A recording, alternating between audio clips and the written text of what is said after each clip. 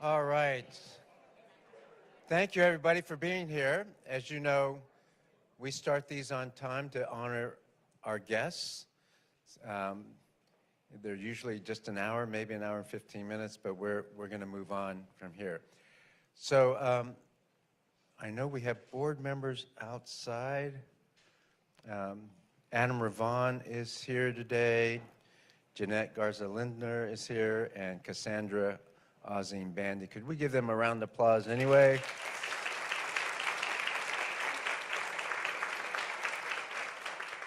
I don't see any of the elected trustees. If you are an elected official, can you just stand up or raise your hand? All right. So welcome to another edition of Straight from the Source. We do this monthly, yeah, and today we get to talk about why it's so great to work in HISD. And that's a real thing.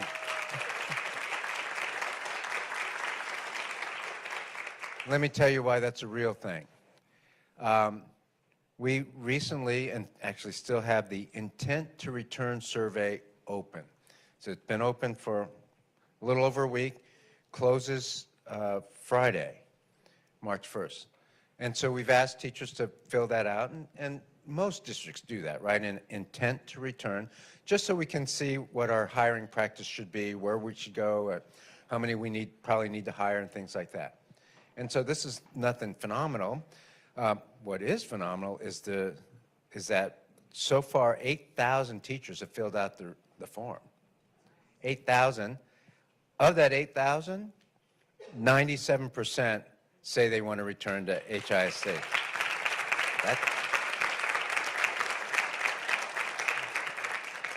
And of the ones who are working in NES schools, 97.5% say they want to return to their NES schools. And the biggest thing, yeah,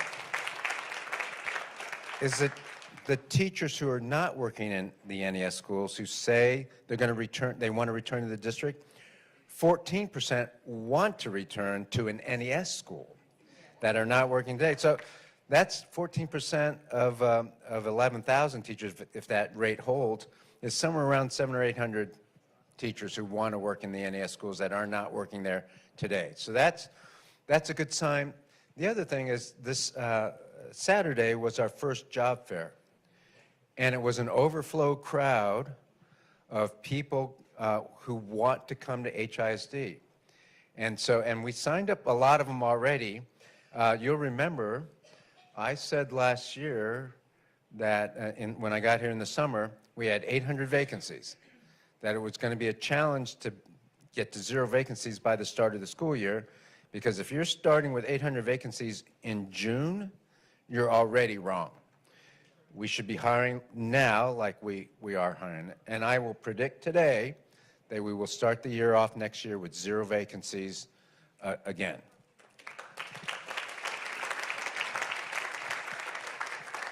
So I'll just talk a little bit longer, and then I'm going to turn it over to the people who are actually going to do tonight. But a couple other things. You know, I was at Holland Middle School yesterday, and I go to schools all the time, but Holland was especially interesting yesterday because I got a haircut there.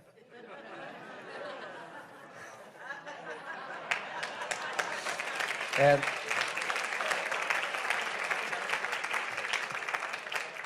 that is a student who cut my hair. Now, I'm not crazy. I just asked for a trim. But he did a great job. And it was part of the dyad program. So if you're hearing this for the first time, kids have electives, and then on top of that, they have other programs that give them broader experiences or a skill.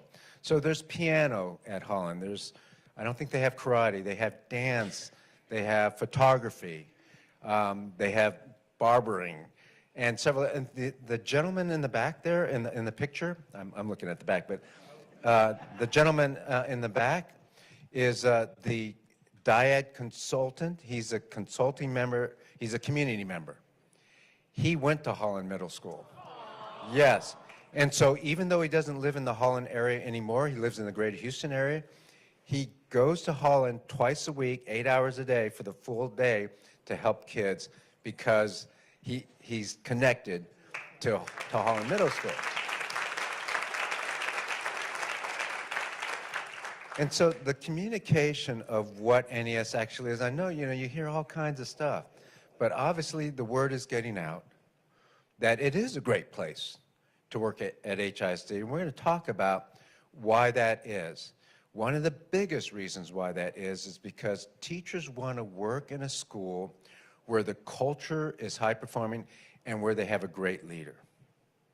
And not just a great leader, but also teacher leaders. You know what's going on tonight, right now, as we speak? 150 teacher leaders are upstairs learning how to be a teacher leader and how to be a leader of the school. Not necessarily a principal, just a leader. And you need that leadership density. And so I'm going to stop. I'm going to turn it over to Chief Sandy Massey. She's the Chief of Leadership Development in HISD. Sandy Massey.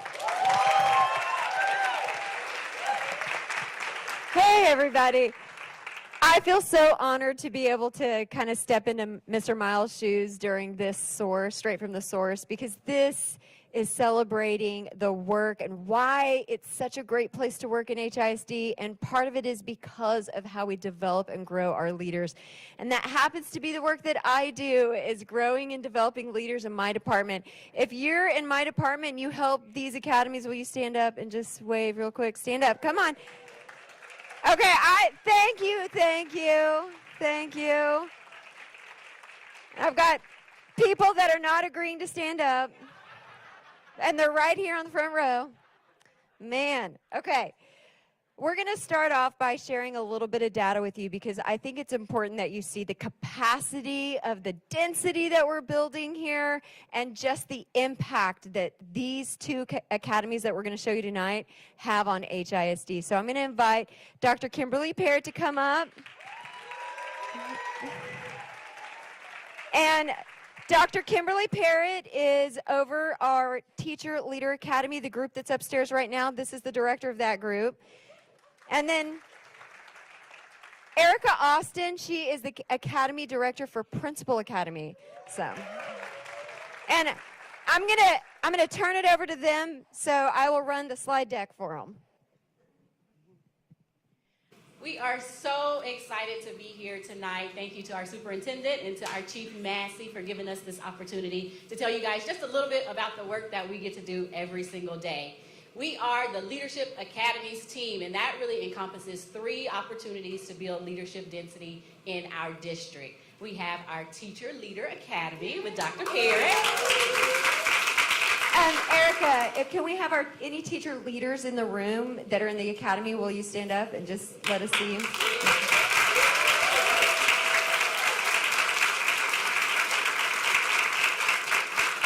These are all members of the fall cohort because the spring cohort is happening right now. Our executive director is Mr. John George, and he's actually teaching and leading that group upstairs right now.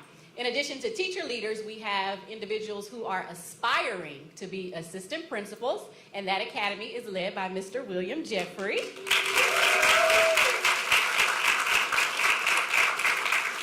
This year, Mr. Jeffrey is training and developing 82 HISD aspiring assistant principals. They work in a hybrid fashion. They have face-to-face meetings, and they also have online meetings about twice a week, right, Jeffrey? Yeah, they're working really, really hard. And then finally, our Principal Academy. If you are a current principal apprentice, if you'll jump up and stand on your feet and do like we do every day in our academy and make a lot of noise. We are so excited that through all 3 of these academies, we serve over 165 campuses right here in HISD. We serve in the north. We serve in the west. There are teacher leaders, aspiring assistant principals, and principal academy members in the west and in the south. All of the divisions are represented, so we are in 165 schools overall. With our Principal Academy this year, our program really engages our academy members in the opportunity to have formal professional development. We are so excited that this year alone, we've already engaged in 120 hours of PD, everything from finance and budgeting, special populations. We've partnered with the people who do master scheduling. We've partnered with the divisions. We've had division support personnel come in and really invest their time, their energy, and their resources into making sure that these future leaders are ready to grow and develop their teachers, their students on their own campuses. And we've already had promotions from our academy. We have 10 principal apprentices who have been named interim principals at campuses this year, and we've already promoted 10 academy members, and they are current principals all over HISD. So we are so proud. As Director Austin has mentioned, we are super excited because we're represented in each division, and specifically for those teacher leaders. To date, we have 290 teacher leaders that have participated in Teacher Leader Academy, and that is amazing. And as we've heard, we have some Teacher Leader Academy participants that are enjoying this experience right now. Also, we have 31 campus initiatives that's currently being implemented on campuses right now that was designed by these teacher leaders, and they are super excited, and we can't wait to get even more, hopefully a few of those 8,000 that's returning. So we are super excited about Teacher Leader Academy.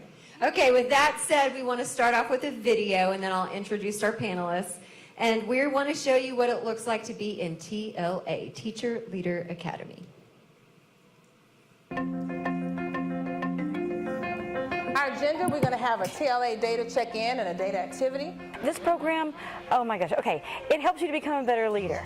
We said it the first week. The Teacher Leadership Academy is an academy where other leaders around the district come together and we're able to collaborate and just bounce off ideas to help develop us and grow us into better leaders. Tonight, we're going to be intentional about identifying the gaps. It's instructional leadership, it's stakeholders, community relationships, knowing yourself and how you can better be a leader. Over the course of the 8 weeks, we have an identified selection of deliverables that the teacher leaders have to complete. We grade those deliverables based on completion, and we provide them feedback. Tonight, we have an opportunity for them to gain a level of comfort with data. We make data-driven decisions every day. This is to help those individuals who are teacher leaders but may be apprehensive about how do I desegregate data? How do I make sure that I can receive my data? How can I make sure that I take those targeted areas that has been communicated to me, and how can I improve? The data helps me to see how I can plan in the future. So everything in italics, we're going to spell it.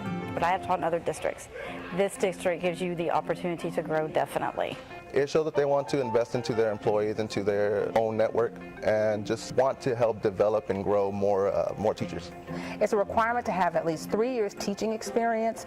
These are individuals that currently have leadership roles on their campus, whether that be a team lead, whether that may be a department chair, but they're already holding leadership positions, and they want to know what's next. I want to be known as a leader within my school. I would love to work in curriculum. I've trained teachers, and so I would like to train them on curriculum and how best to deliver the material. My career aspirations is to eventually be a campus principal. There are many different lanes of leadership, but we want them to understand that all of those different lanes collectively help the students and the teachers in HISD.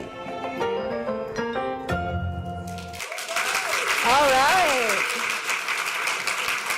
Okay, panelists, come on up. Welcome Allison Suter and Anthony Infante from the Teacher Leader Academy. And Kenesha Richardson and Hui Bowie from the Principal Academy. So we're going to start over here with TLA, that's what we call it, Teacher Leader Academy. And Anthony, I want you and Allison to answer this question, both of you. So tell us, why did you even want to apply to be a teacher leader and go through extra work at night in the academy? Hello everybody, my name is Anthony Infante and I am a proud third grade math teacher at Pew Elementary representing the Central Division. The reason I wanted to join the Teacher Leader Academy was because I really was big on not only impacting my class, but the campus as a whole. I knew I was a leader since 1998. Okay? So then I knew that I needed to do bigger than just. Oh, hold on, Anthony. How old were you in 1998? I was born in 1998. So yes, right? So I knew that being a teacher leader was something that was destined for me. So being able to increase my leadership capacity has really, really taken me to the next level. All right, Allison, same question. Hi, I'm Allison Suter. I am the Algebra 1 teacher at Jones Futures Academy, representing the South Division. I actually didn't see Teacher Leader Academy for myself. Being a teacher leader, you have to have leadership roles on your campus. And I'm our 504 coordinator, I'm our 9th grade PLC leader, I'm our only Algebra 1 teacher for the whole campus. It's a small campus. But I already had a lot on my plate. It was the other leaders on campus, my principal, Ms. Orozco, and other people pushed me. They said, you would be a great candidate for Teacher Leader Academy. So that's why I wanted to join, and I'm so glad that I did, because it was such a great opportunity. Thank you, guys. All right, Anthony, back to you really quick. How has your leadership lens improved in this program? My leadership lens has improved tremendously. One of the things that I want to highlight is definitely our lane of leadership. We had, a lot of the times leaders think that we're going into campus administration, which I am, but there were so many different panels of leaders, so being able to see the different lens in which you can go has allowed me to see that not only do I want to be campus administration, but also being able to lead PD, professional development. So I know this upcoming Saturday is the Theme Summit at Lamar High School, and I will be co-facilitating there, so hope to see you there. So you're already, is this your first big professional development outside of your school? Yes. All right, Allison, what did you find most valuable about being in this program, TLA? The most valuable thing I found about being in TLA was getting the opportunity to really explore my professional goals, because a lot of times as teachers we're really focused on what's going on in our classroom. So like, did my kids meet these TEKs? Did I call Kyle's mom? Did I log that in PowerSchool? You know, there's a lot of things that are going on in my head. You kind of lose focus of like, where do I want to go from here? So Teacher Leader Academy really gave me the opportunity to explore that. We did panels where we got the opportunity to see where can we grow within the district outside of just campus leadership. So That's great. Thank you, Allison. All right, Kimberly, the director, give us a couple of ways that this programming is designed to help them grow their leadership density. One requirement of Teacher Leader Academy is that they have to complete a capstone project. And it's very interesting to see those teachers like Anthony, like Allison, walk in that first week and say, I have no clue what I want to do or how this is going to change my trajectory in the district. And by week 8, they are leading the charge. As you've seen, we have 31 campus initiatives that are currently being implemented, and that's because of the teacher leaders. Their capstone project solidifies their learning from week 1 to week 8, and it is aligned to the district core values. And that capstone project, you can see over the trajectory of that time, it grows. It helps them increase their leadership density. It helps them increase their ability to adapt, to have a sense of urgency and courage. Allison, what was your capstone? So my capstone was ed tech. On my campus, I usually am the person who people come to is like, I don't know how to do this in PowerSchool, or I don't know how to make sure that this email gets sent to just one person instead of like everybody in the district. So I didn't realize that I had the opportunity to grow within ed tech until we had that panel where we discussed, oh, there's other opportunities. So my capstone project was just going over the district-approved platforms that we all use on the day-to-day basis and making sure teachers actually know how to use them. So it was an 8-week course where we went over all of our basic stuff, PowerSchool, Canvas, all of the basic platforms that we use, and just making sure everybody knows how to use them and using them to their fullest extent. And what was yours, Anthony? My campus initiative was focused on enhancing high-quality instruction. And I really wanted to target the teacher apprentices come at NES campus and first-year teachers and really provide them with resources, campus professional development, and really on-the-spot coaching so we can sit down and have a collaborative session about how we can get better. And I'm so happy to highlight that my teacher apprentice has taken over 50% of my instruction. So that's so amazing. Thank you, guys. All right, let's give TLA one more hand. You guys are free to come back to your seat if you want to, but we're going to watch the video. So we're going to see our Principal Academy video. 7th period, all right? All right. The Principal Academy is an innovative program where HISD is training aspiring principals and building up our leadership capacity. We have to take ownership. We have to be accountable. Our apprentices come here to the LPD department every Tuesday and Thursday. We start each morning with a leadership lesson. We switch into what's specific to being a principal or a leader in the educational environment to make you a high-performing leader.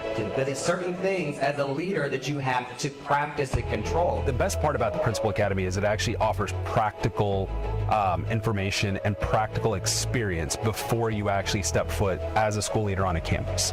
And the way that we're doing that is by getting them into training twice a week, but also putting them on a campus so that they're doing their work as a resident in the field, growing their skills in the moment.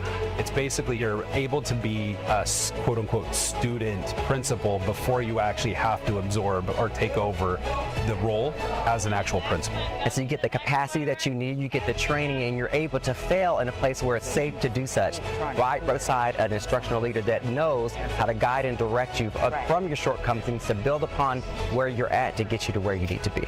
They may be split up for a reason for behavior purposes, but we go out in the field and coach them in the moment. We walk classrooms with them, we attend planning with them. They're teaching us about budgeting, observations, and giving feedback on the spot to the teachers, staffing, the hiring process. I showed you how to go into SAP and pull the budget. Everything you need to know as a leader, you get immersed into it. But it's tailor-made for us as aspiring principals.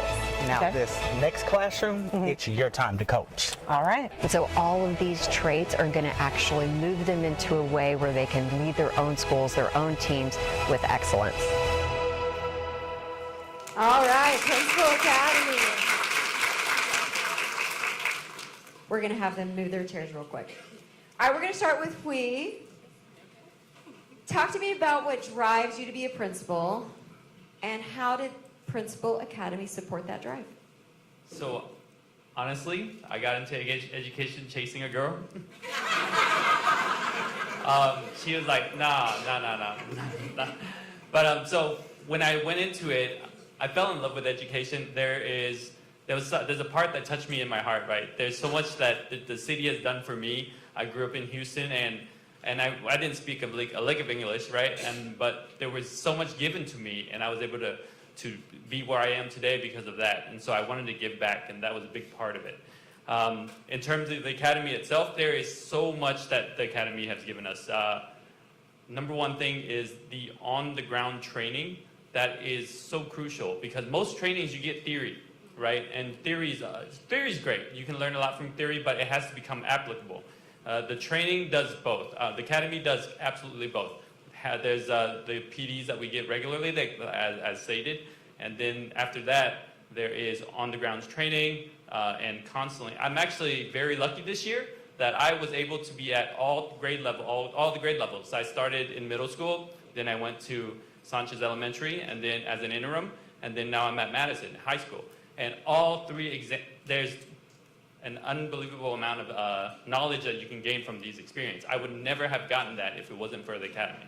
And all the other stuff not to mention all the other great stuff that we get there too. So that would take all day to explain. Thank you, Wee. All right, Kenesha. We know that the Principal Academy, it values collaboration, peer work. There is a program within the program called ISIs, right? So tell us a little bit about what does ISI mean, and how has that been a big part of your push in your leadership lens? Definitely. So Iron Sharpen Iron group. So there were a bunch of different topics that we could choose from. And so I decided, based on my own leadership, that my biggest area to leverage would be creativity. And I do see some of my creativity group members in here. So this group, it was a group of 8 of us who all decided that this is the area in the lane that we would like to develop more. And so each week we all sat down, we had one person that would lead the work, and they would bring an article, or we would do an activity that would push us to be able to collaborate with one another and be able to build and flex that muscle of creativity. as our time progressed, we realized, and we renamed our group to the Innovation Group, because we realized that we had more creativity than we gave ourselves credit for. So with that being said, when I moved into my campus, and I was actually able to apply that muscle to my campus and my leadership, on February 19th, me and my mentor principal was trying to figure out how could we, or what did we want to do, what did we need to do that could impact our campus right now to move students. And so what her and I discussed was that when we're doing our spot observations and things like that, we figured out that there were a couple of gaps that our teachers had that we had as a common trend. So what we did was we identified 5 teachers to serve as exemplar teachers of these spots on our campus. Me and another AP worked with those 5 teachers to build their PDs for that February 19th date. And on February 19th, our 5 exemplar teachers delivered that PD to our campus in an excellent way. Right now, those teachers are really leading that charge. And so now when we're going into classrooms as leaders, that's some feedback that we're not having to give our teachers anymore. And if we are, we're sending them to that exemplar teacher to be able to close that gap for our students to be successful. So definitely when I become a principal, that's something I'm going to bring to my campus. I like that you mentioned the mentor principal piece. So we talk about what the mentor principal has added to your experience. So I've got 3 mentor principals, and they're all great. So the one thing that I think they all have in common is humility.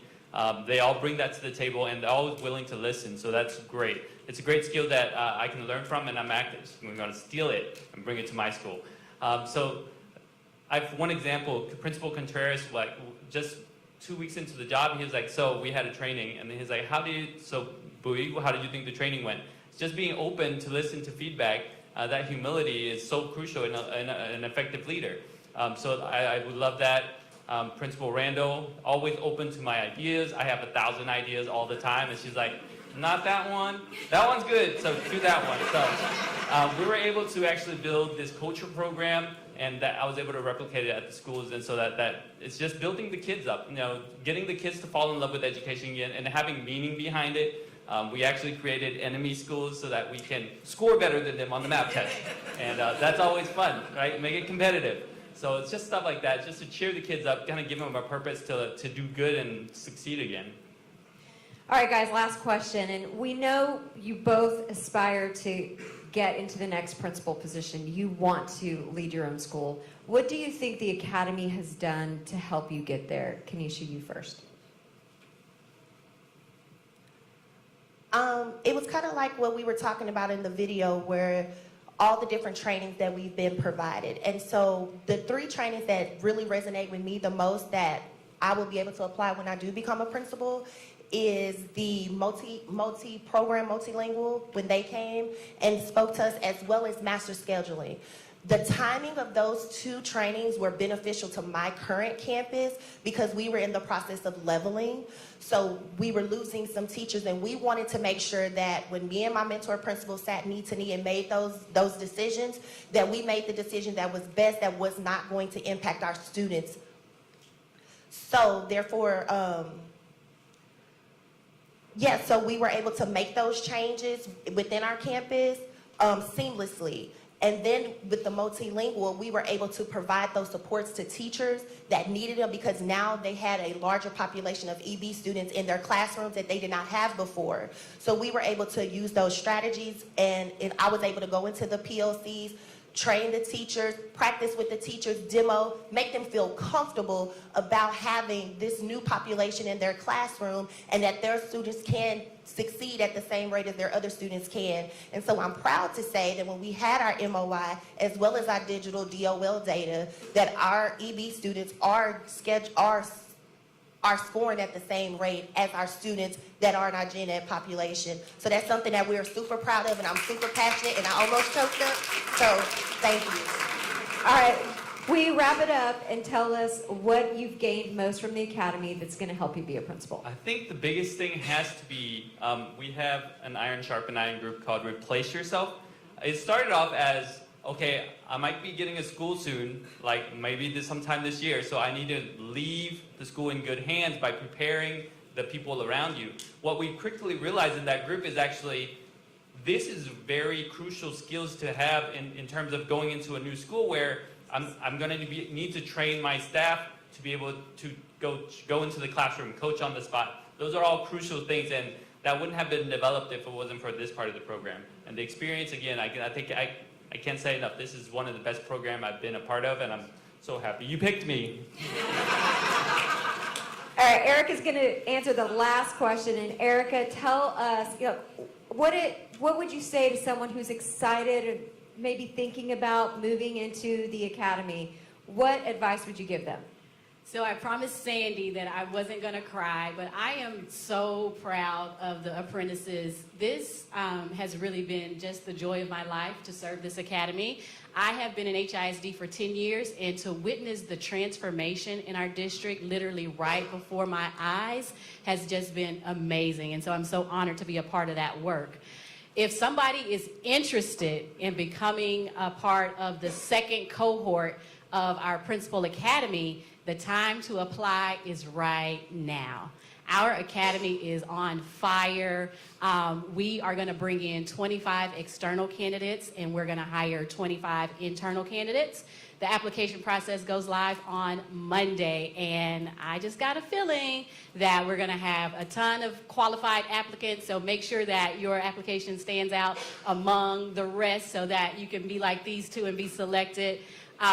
Thank you so much to all of the divisions who are in the room who have partnered with us. We get calls from senior EDs, we get calls from chiefs, and they tell us exactly what the gaps are that they are noticing in the field. We're able to take that information and make pivots to our scope and sequence so that we can be sure that we are empowering the next generation of leaders to go forward and serve our students right here in our district. One final hand, everybody. Thank you. Thank you, guys. And welcome back, Mr. Mike Miles. Wow, that was great, wasn't it? Yes. Kudos to Chief Sandy Massey. I gave her...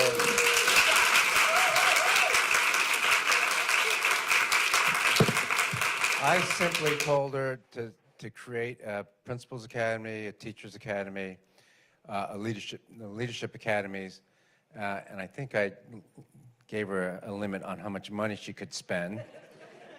And then she just, and she created just a great program, as you can see, that's going to pay dividends to our kids for years to come. And, you know, I'm not going to cry either, but I tell you what, listening to these teacher leaders and principal apprentices is like, wow, they're so inspiring. It really brought me back to when I was, thinking about being a principal. Really takes a lot of courage, but a lot of learning. And so just to see the spirit and the youth, 1998. Almost before I wanted to be a principal. Really cool. So thank you, everybody. I'm looking for my board members if they're in the room. There's one thing I failed to mention, so I'll say it right now. Prior to us coming in here, the National Pan-Hellenic Council had an event. They're otherwise known as the Divine Nine. If you are a Divine Nine member, could you stand up and just be recognized?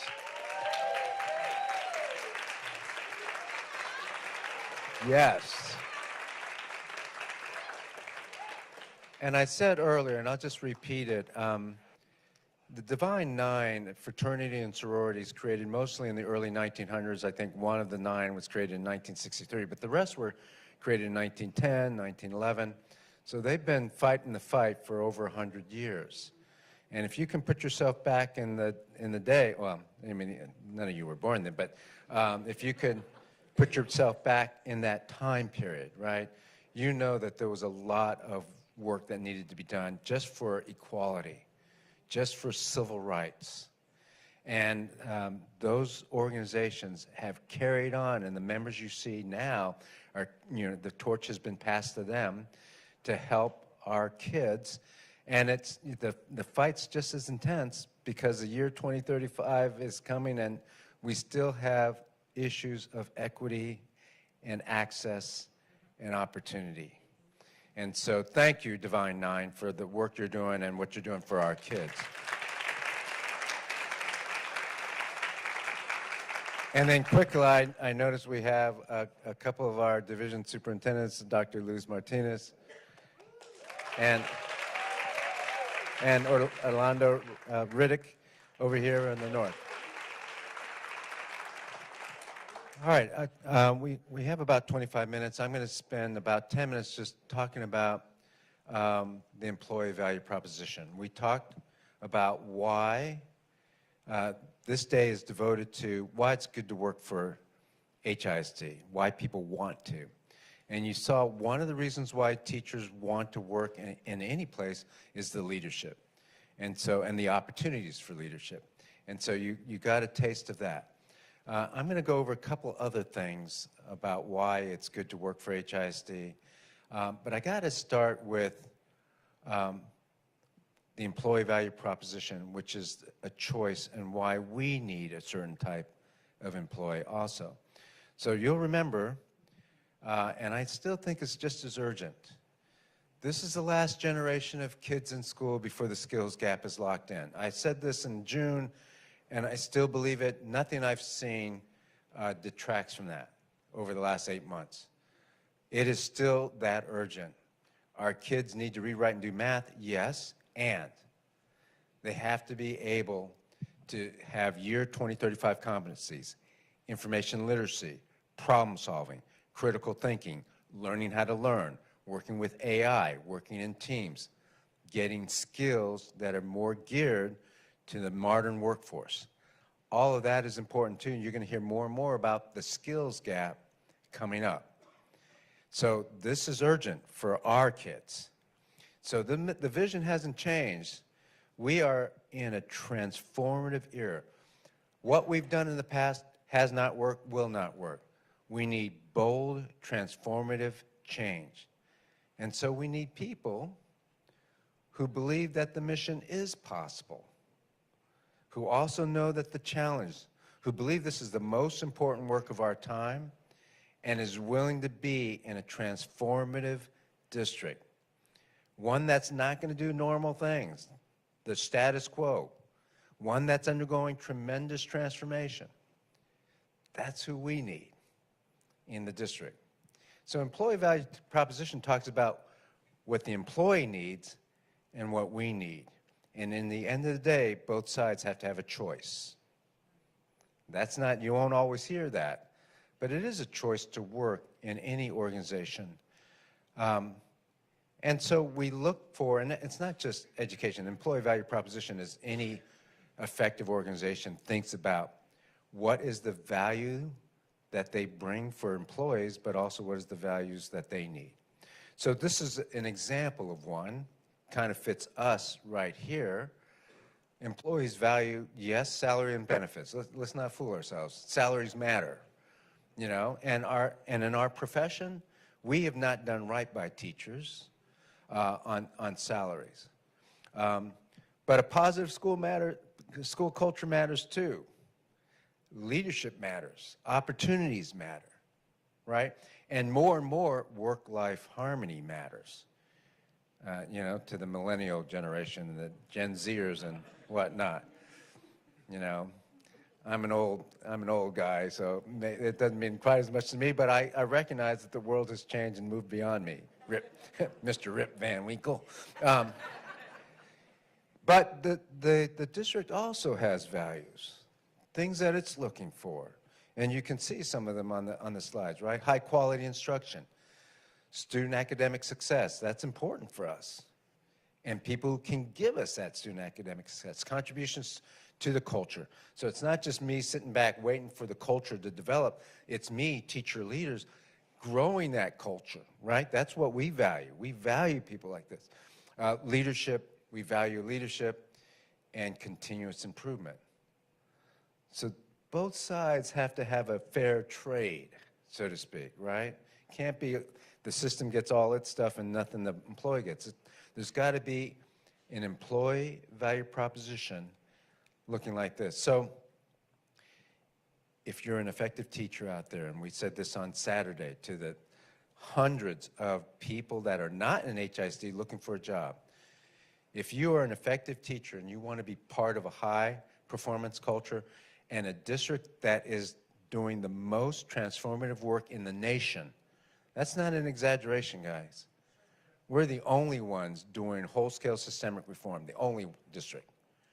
If you want to be part of that, teacher out there, then we want you, because you have what the system values. And we hope that what we provide for you then is what you value. In the end, and I say this, I know people sometimes think that being so transparent is mean. I say this with all kinds of empathy. In the end of the day, it's a choice. I can't, you know, I actually feel sympathetic to a lot of the teachers who were here already this summer. And then me and the team comes in, they look at me and this is not what they signed up for, you know. This old guy comes in, he's not too smart, he's making a lot of changes, you know, and I didn't sign up for that. So I get that. That's actually a fair argument. We didn't talk about the employee value proposition you know, before they signed up this summer. They signed up in the spring, probably, right, to be a teacher in this school year. So that makes a certain amount of sense. But now we're being very transparent. We're being very clear and honest and open and saying, look, in the end of the day, it is a choice. And as long as that choice, just like any other contract you would sign, as long as the information is accurate and nobody's lying to you, and you have all the information you need to make a good choice, then there's no such thing as an unfair trade. There's no such thing as an unfair trade if you have all the information you need. So by this point in time, people know that we're in a transformative era, that we're going to pay some decent salaries, but everybody knows how hard the work is, and still 97% of the people said they want to return. So we must be communicating. I think they have the information they need. They're not believing the social media nonsense. They are wanting to work in HISD. Compensation is part of it, yes? And so you look at that. That's the NES compensation. By the way, we have plans for the non-NES world as well. Now, that might take another year or two because of the pay-for-performance system, but you're going to make a lot more money under that system. Right now, what you see on the screen is real. That's going to be in the compensation manual that comes out, I think, on Monday. And you're going to see in middle school the average salary for a first-year teacher is $80,000. You can see where the rest of the area is, the Region 4. Average starting salary for Region 4 is $60,500, and you have to wait 5 years to make $2,000 more. That's a bad thing in our profession, by the way, where you have to wait 10 years to make $5,000. That's wrong. We need to change that. This is the actual one you'll see in the compensation manual. I think it's already posted somewhere. This is middle school, and so average is average. You know, it doesn't mean that everybody's making $86,000 or whatever it was. But this is it. So if you're a 6th grade language arts teacher, you get a job at McReynolds Middle School, Holland Middle School. Your starting salary is $86,000. I'm squinting a little bit. It's hard to read. $86,000. Starting. Now you got to get a job. You got to pass the interview, okay? But if you do, it doesn't matter whether you have 0, 1, or 2 years, you're going to make 86. If you have 3 or 4 years under your belt, already done, not in the 4th year, you've done your 4th year, you're making 90, and 5 plus is making 92. This does not even count the incentive pay you'll get for performance at the end of the year. And then there's teacher apprentices. You know, one of the benefits is not just salary, it's who's helping you. So in the NES schools, you ask the NES teachers, they love teacher apprentices and they love learning coaches. You know? Because those folks are helping out. In a pinch, learning coaches are doing yeoman's work every day, helping kids and taking stuff off the teacher's plate. And I'll just have a couple more slides and I'm going to stop. But things like, why do teachers have to make copies? When I was teacher, the copy machine always broke on Monday morning, so I always, this is like a rule. It's like physics.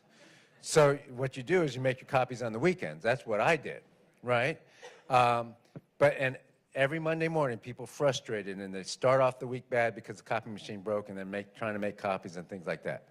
No, I'm not so old that they had those mimeograph, blue colored things. Now, when I was a kid, they did, but not when I was teaching.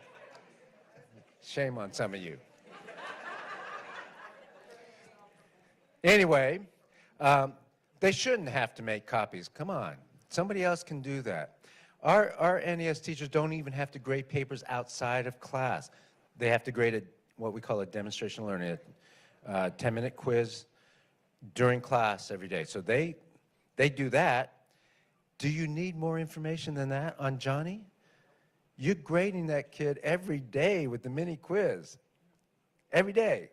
I think you kind of know where Johnny is.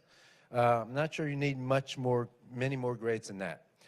Anyway, we developed the curriculum for the teacher, so they get to tweak it. They get to, we call it internalize the lesson. But they don't have to go home like I did.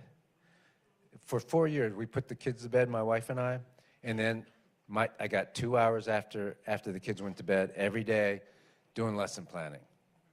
4 years of my life, that's what I did. So our teachers don't have to do that. We already talked about having inspiring leadership. And then finally, it's gotta be a balance, right? Look, there's going to be a lot of teachers who want to work for HISD. That's a good thing. But we also want to make sure that our kids get effective teachers. So despite the rumors, we did not go down to 7-Eleven and hire a whole bunch of teachers to fill vacancies. I was eyeing a couple people at Starbucks, but we didn't hire those employees either, okay? Despite the rumors. We really do want proficient teachers for our kids. So we're going to have performance interviews. We're going to have proficiency screenings. We will take new teachers who have the right mindset, who want to do the difficult work. So it's not that, you have to be experienced. There will be some teachers who are proficient. But we're going to look at your fit for the district culturally, but we're also going to look at your ability to teach. And that's what our kids need. So hopefully at the end of the day, we'll have a balance of teachers who want to do this work. And I have said, and I'm going to continue to say, teaching is hard work. I should say, it's hard damn work, or is it damn hard work? Anyway, it's damn hard work. You got to get your curse words right. Come on. It's like, okay, I'm not proficient in that, but I'll get there. But, all kidding aside, is really hard work. Those of you who are in the classroom, you know that. And there's no way we can change that.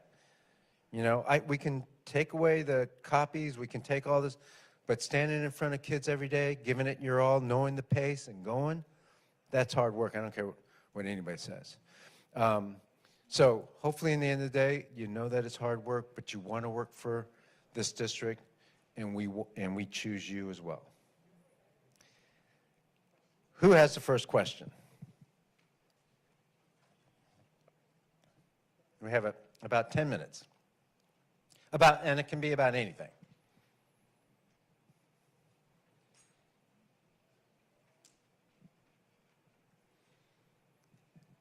Yes, ma'am. Hello. I am Karen Campbell. I am one of your dynamic teachers, cosmetology, Okay. Barbara Jordan Career Center. And I am excited. This is my second year at HISD, and I am elated about the new changes and all, but I was already very successful on last year with 12 licensed cosmetology operators leaving at the end of the year, so out of 14. So, and now our program has tripled. We are at, we have 45 seniors this year, and we're hoping that every last one of them are gonna leave with licenses as well. But like you're saying, the intent, I have done my intent to return, and I do intend to return.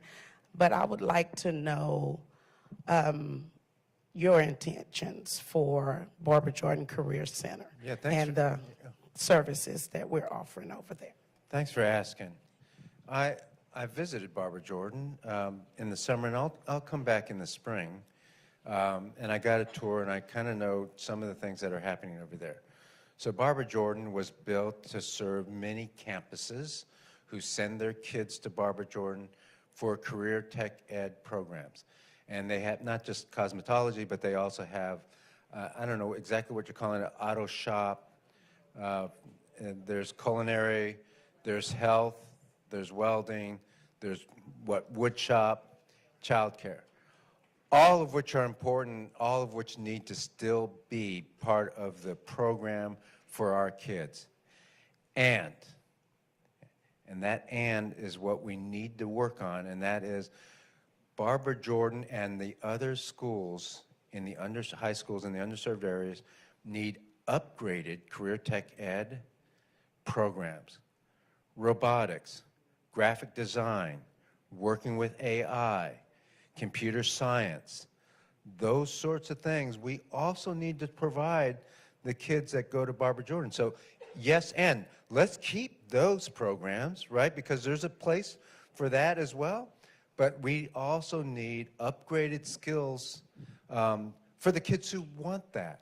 I was talking yesterday, I was at the Texas Medical Center, talking to the head of that organization, William McKeon, and he talked about an internship for health. And I said to him, and he agreed, I said, look, we already have DeBakey, that's a great program, let's keep that going. Kids going to the medical center.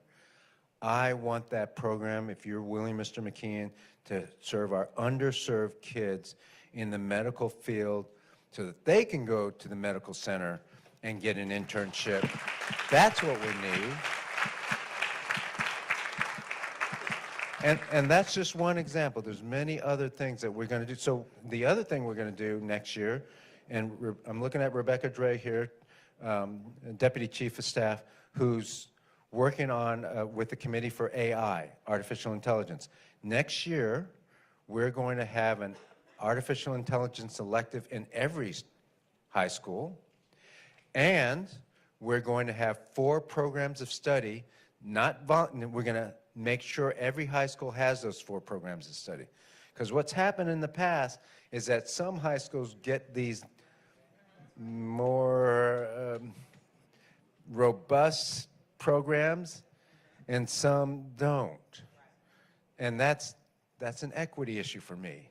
Divine Nine, you would say that, right? Yeah. So that's what we're going to do, Barbara Jordan. Other questions?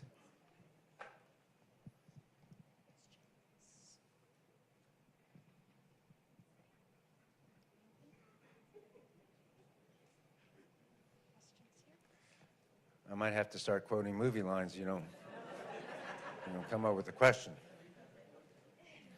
Okay, one more, brave soul, and then I will close. Okay, here we go. Good evening. I'm Jacqueline Banks. I'm one of your NES Art of Thinking teachers from Kashmir High School. All right, Art of Thinking. Woo-hoo! and Divine Nine member of Alpha Kappa Alpha Sorority Incorporated. All right. I actually had a question concerning the Teacher Leader Academy. I completed the Teacher Leader Academy in the fall cohort, and it was a wonderful opportunity, and I'm happy to hear that it is continuing. My question is, are there going to be additional opportunities for the Teacher Leader Academy to expand? Because those 8 weeks just weren't enough for me. I love See, it. I told you I gave Sandy Massey a budget because Too much leverage. if you were to ask her, she would want to do a Teacher Leadership Academy for 11,000 teachers. Yeah, I'm already thinking of a 2.0 though. Yeah, so the answer is yes, we can expand. There are some real budget challenges that we are going to be facing, but even with that, we still will have Leadership Academy for principals and teachers, because one of the things, if you think about an organization and how effective organizations work, in the center of all of that are leaders. And it's not just principals, it's leadership density. That's a term of art, and that means teachers also. So we will never give up on this notion of growing leaders. We will figure out a way to prioritize. And by the way, everybody wants to be in Sandy's department. So if we let her, she would grow it to like 3,000 people in her department, but we're not going to let her do that. But we will still want her to grow this program, both principals and teachers, and also executive directors. There's all kinds of things this department does, by the way, not just teachers and principals, but executive directors and other folks that are leaders in this district. So the answer to your question is yes, we're gonna grow it. Let me close, because you guys have been really good audience tonight, and I appreciate that. We do have a lot of work to do still. We've only been at this transformation for a semester and 2 months, right? And even 1 year is not enough to really celebrate too loudly or cry too loudly. We're going to need continued leaders, teacher leaders, continued principal leaders, but also people from within the district and outside. Reading at grade level, art of thinking, critical thinking. We can't do that. Career tech ed skills, CCMR skills. We can't do that to our kids. And time is running out. So we're so happy that we have a whole bunch of people that want to return and a whole bunch of interest from outside. And I hope you see that we're also working hard on making sure those teachers will have a great experience themselves. And when they have a great experience, they're going to teach like champions, and our kids will be the beneficiary. Thanks for your time tonight.